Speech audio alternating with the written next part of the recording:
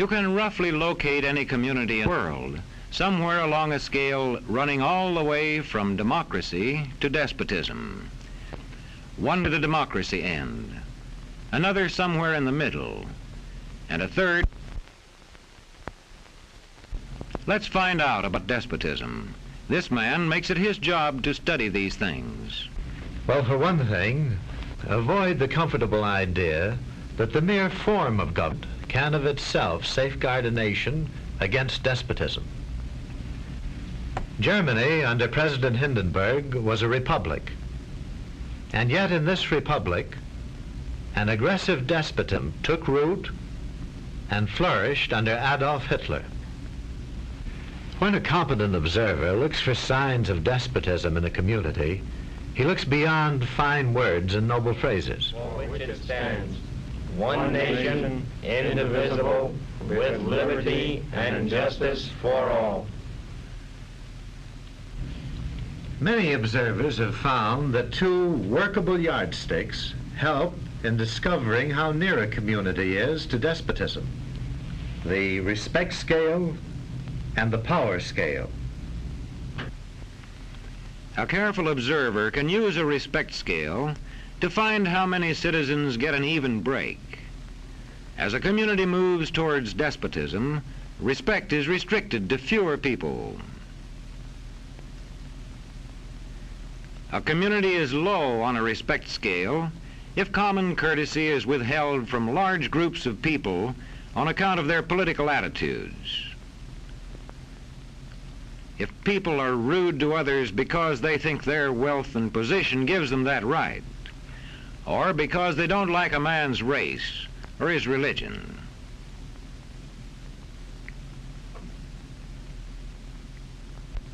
Equal opportunity for all citizens to develop useful skills is one basis for rating a community on a respect scale. The opportunity to develop useful skills is important, but not enough. The equally important opportunity to put skills to use is a further test on a respect scale.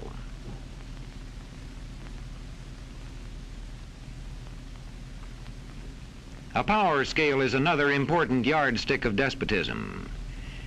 It gauges the citizens' share in making the community's decisions.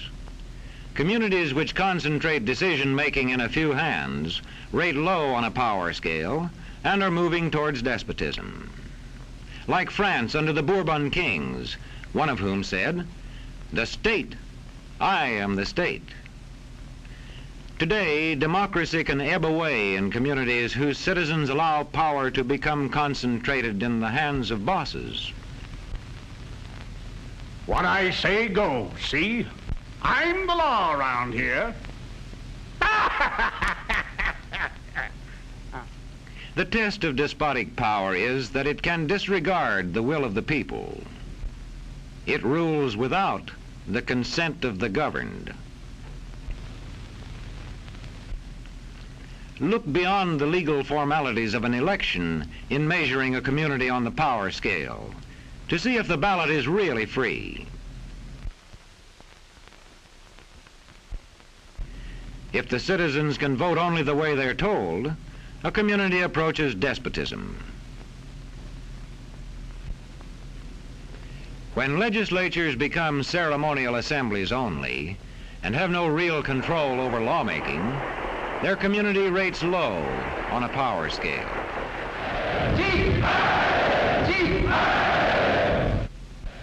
In a downright despotism, opposition is dangerous whether the despotism is official or whether it is unofficial.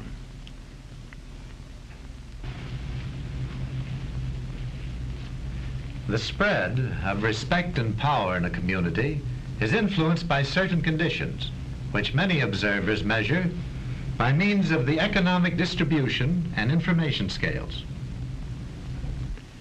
If a community's economic distribution becomes slanted, its middle-income groups grow smaller, and despotism stands a better chance to gain a foothold. Where land is privately owned, one sign of a poorly balanced economy is the concentration of land ownership in the hands of a very small number of people. When farmers lose their farms, they lose their independence.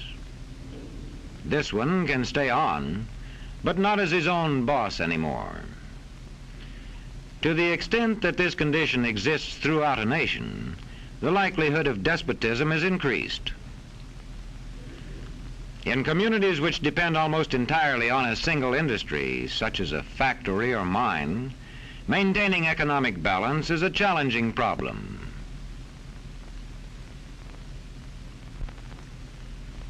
If this condition exists over the nation as a whole, so that the control of jobs and business opportunities is in a few hands, despotism stands a good chance.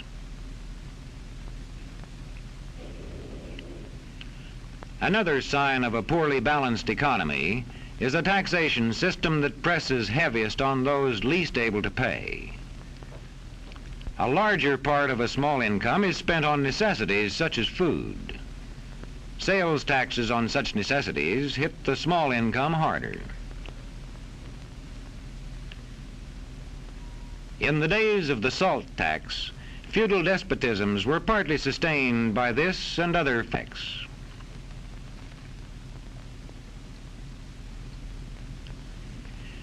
A community rates low on an information scale when the press, radio, and other channels of communication are controlled by only a few people, and when citizens have to accept what they are told.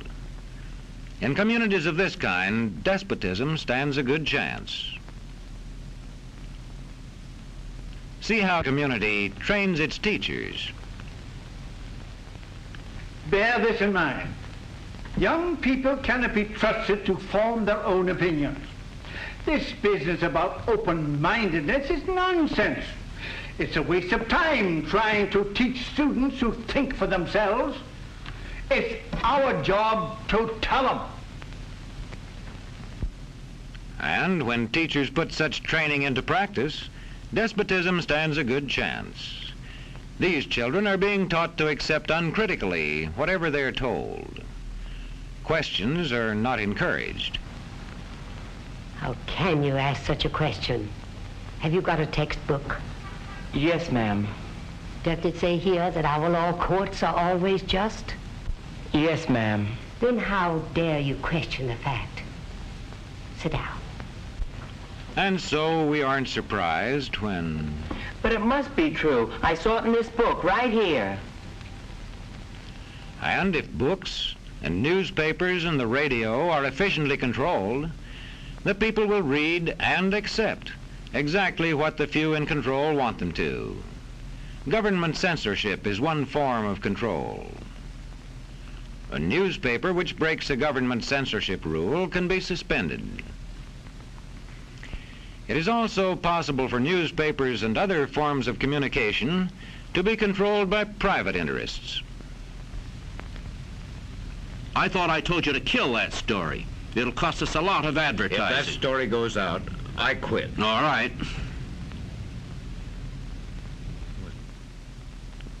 What sort of community do you live in? Where would you place it on a democracy-despotism scale? To find out, you can rate it on a respect scale and a power scale.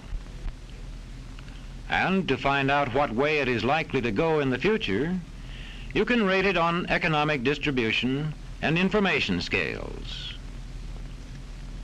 The lower your community rates on economic distribution and information scales, the lower it is likely to rate on respect and power scales, and thus to approach despotism.